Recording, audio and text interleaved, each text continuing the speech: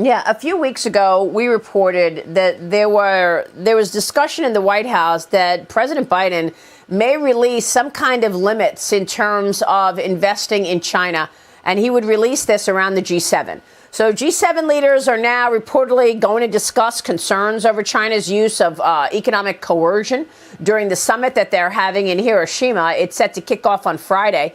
G7 finance leaders stopped short of mentioning China as a threat in their joint pledge announced over the weekend following 3 days of talks, Gordon. So they basically, tiptoe around communist China. But this G7 meeting is expected to have this conversation among those center stage. What are your thoughts on the G7's approach to communist China? And what about that leak a couple of weeks ago that Biden may announce limitations on investing in Chinese companies? Do you think we'll see it during the G7? I would hope so, Maria, because this should have been issued some time ago. I mean, this would be substantial.